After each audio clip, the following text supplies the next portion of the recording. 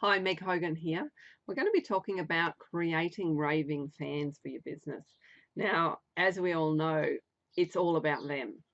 It's not about us. It's not about what's happening in our world and all the stresses and so forth. And we're not projecting that to a person when we're creating a relationship. We're actually talking about them.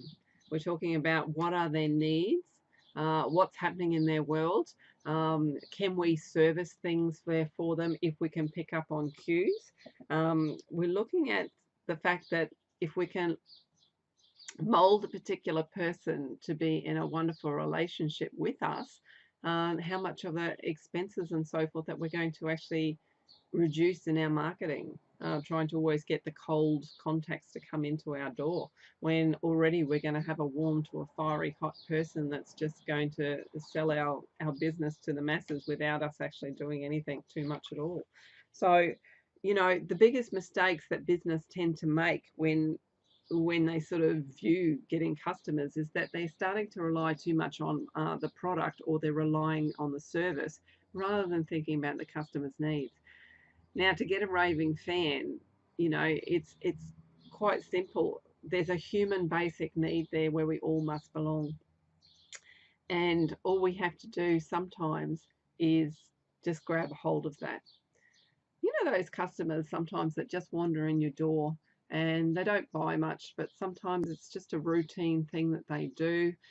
They just want to pop in and say g'day. They want to see what's going on, have a bit of a chat, and then they're off again. Maybe 10 minutes is all it needs. And that's their way of trying to tell you that they need to be belonging to something, and they've sort of chosen you. Now, you sometimes will go, oh, this customer comes in all the time. I have to make up all the stories and they don't buy anything and I'm busy, but they can't see that I'm busy. All they want to do is have a, 5-10 minute chat. Well, this is the person that's going to be your raving fan, you know. Sometimes it just means that, like, if you're a lawyer and you've got a customer that's come in with a really, really good cause but has no money, as a lawyer, you generally go, I'm sorry, I can't take you because, there's no money in the deal. But if you're sort of looking at trying to create raving fans and this particular person has got a real heartfelt connection to the cause that he's got, and you can see that, this person has something that is worthwhile, but it's just not going to pay, maybe you'll do it off the fact that you'll get a good relationship out of this.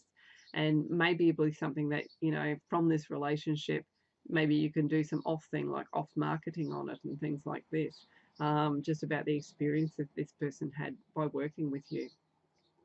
You're ingenious people being entrepreneurs. You just have to think a little bit outside the box. So your needs are still being met, but in the same token, you're finding out everything you can about this person. You're actually, you see something that just sort of makes you laugh or whatever, and it makes you think of that person. You pick up the phone and you go, hi, blah, blah. I just saw this great thing or this great sign, and, it's totally you. You should go out and try this.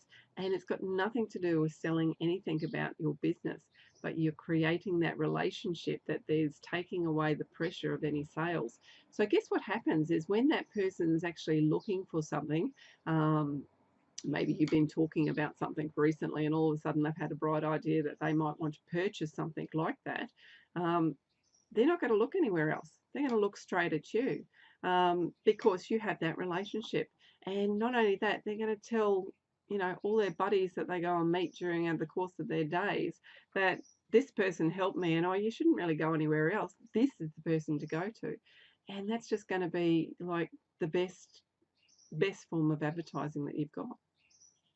Okay, bye.